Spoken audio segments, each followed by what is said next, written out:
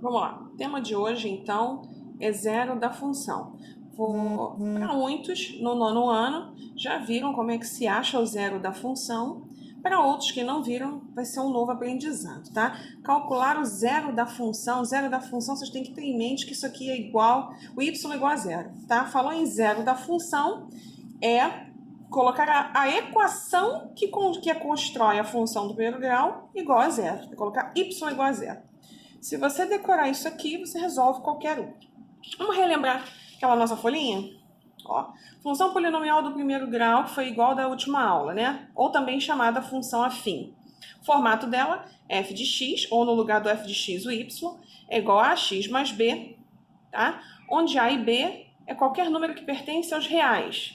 E o a tem que ser diferente de zero. Porque se o a for igual a zero, né? Zero vezes x é zero.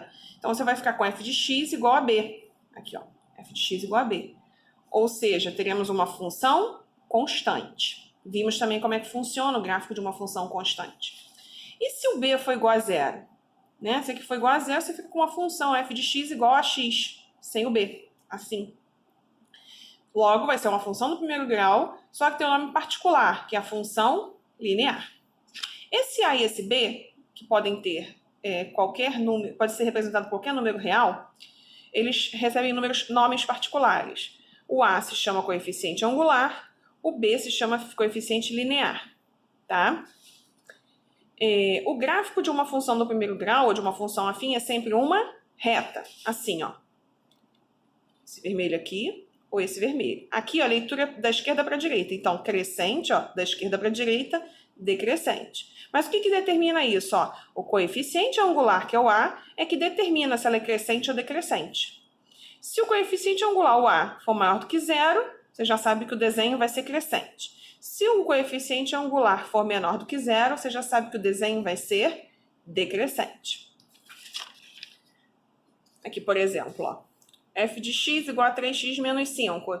Né? O 3 é maior do que zero, função crescente. O a vale menos 1/4. Menos 1 é menor do que zero, a função é decrescente. Relembrando isso, vamos dar continuidade então ao zero da função. Então vamos lá, calcule, se eu botar assim, ó, calcule o zero da função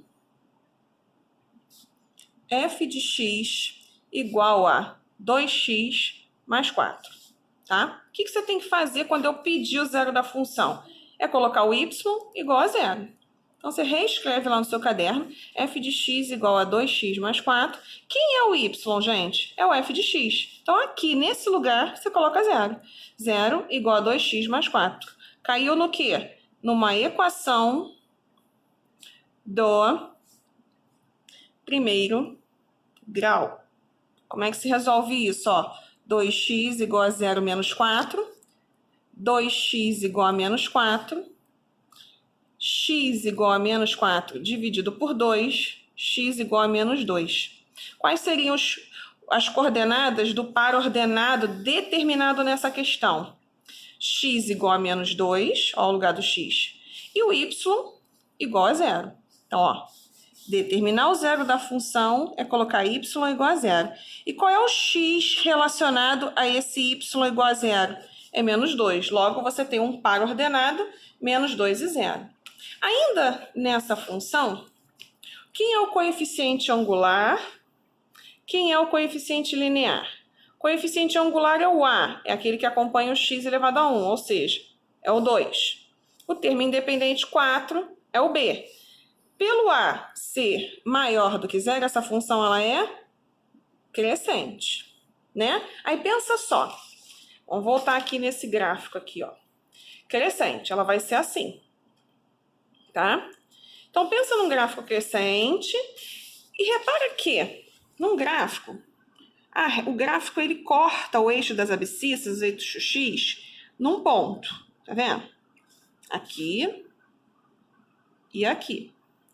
Que ponto é esse? Esse ponto é o zero da função. Então, por exemplo, se eu tivesse que fazer um esboço do gráfico dessa função, como é que seria?